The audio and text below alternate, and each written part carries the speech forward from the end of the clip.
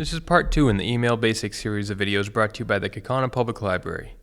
After watching this video, you will learn the parts of an email client as well as the parts of an email. Understanding this will allow you to send and receive emails with more confidence, as well as keep your emails more organized. This video will use Gmail by Google to demonstrate these topics. All topics covered here apply to other email services, the primary difference being the layout and visual style of the email client. After signing up for your email, which was covered in part 1 of this series, you will be greeted by this screen when signing in. This is your base of operations when using your email. From here you can access things that will make organizing your emails much easier. We'll start first with the inbox, also known as primary in Gmail. The inbox or primary is the location that new emails are stored when you receive them. When you sign into your email, your inbox automatically opens. It is what we are looking at now on the screen. You can see emails you have received on the right side of the screen. Your most recent emails are located at the top of the screen. Touch anywhere other than the colored initial next to the email to open it and read it. Many emails are longer than can fit on one screen. To read the entirety of an email, you may have to scroll to the bottom. To do this, put your finger on the screen and drag it upwards. The screen should shift the information up so more information is exposed below. This can only be done if the email content spans more than the viewable screen.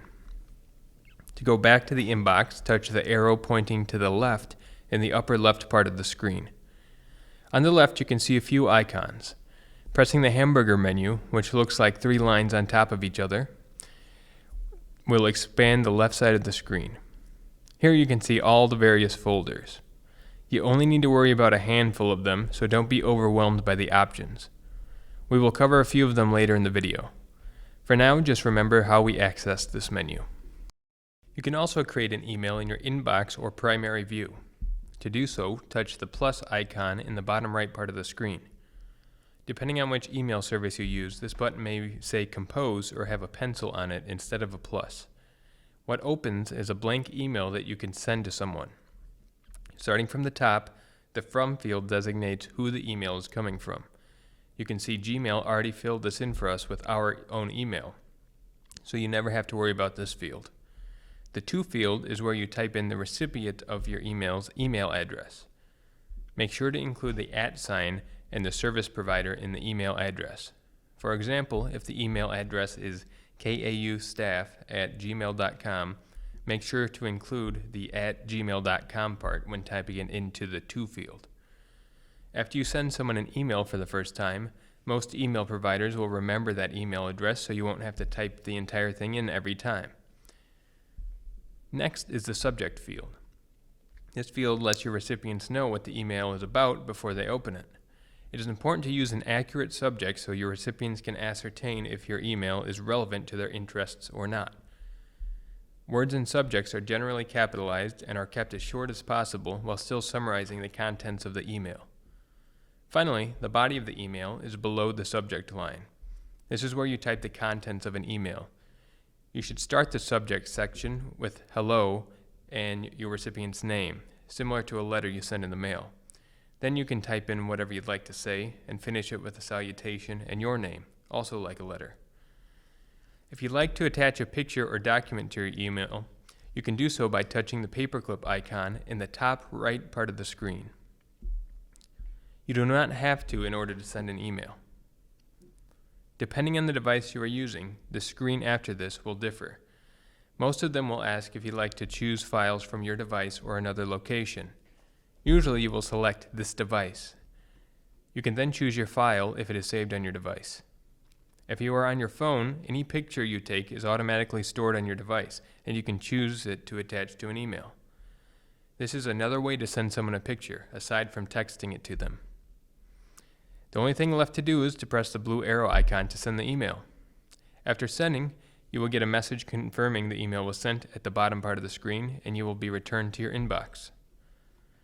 Now that we know the components of an email, we have more information to work with when viewing emails in our inbox. Either the name of the person or their email address will appear at the top of an email. The subject line appears next. You can see why it's so important to include a good subject in your emails. It is the only way we know what an email contains before opening it. You can also see the date the email was sent here. Your email provider keeps track of every email you send as well as receive. To access them, touch the hamburger menu from before and look for Sent on the left side of the screen. After touching Sent, you will see a list of emails you have sent from your email address on the right side of the screen. You can touch one to reread the contents of the email if you choose. You can also save any attachments that may be part of an email conversation to your device. This can be useful if you accidentally deleted a picture you sent to someone via email. You can find the original email the picture was attached to and save it, also known as downloading it. You might have noticed there are two other folders other than your primary inbox at the top left part of the screen. Gmail automatically filters out emails to keep your primary inbox free from clutter. Emails from social media sites like Facebook, Twitter, or YouTube usually end up in the social folder.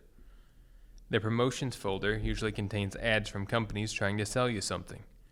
If you are ever experiencing an email and can't find it, you should check these two folders to see if your email provider filtered them into one of them. Another place to check is the spam folder, which is further down the screen on the left side of the screen. These are generally emails your email provider deems may not be legitimate or safe.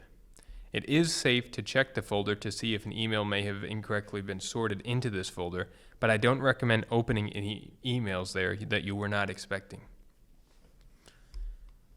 So what if you don't want a particular email anymore? Well, you can delete it. To delete an email, touch the initial next to the name and subject of the email. It will change to a blue check mark. You can select multiple emails at once if you like. When you have selected everything you desire, touch the trash can icon in the upper right part of the screen. This will delete the email so you don't have to see it anymore. All email providers have a layer of protection against accidentally deleting emails called the trash folder. All emails that are deleted move to the trash folder so you have an opportunity to get them back in the event you accidentally deleted it. To find the trash folder, touch the hamburger icon and then Trash on the left side of the screen. The email we just deleted should be on top. If you'd like to undelete an email, you can select it the same way you did to delete it by touching the letter to the left of the email, then touching the three vertical dots at the top right of the screen, then Move to, and finally, Primary. Now the deleted email has been restored to your primary inbox folder. The next video in this series will discuss how to stay safe when using your email.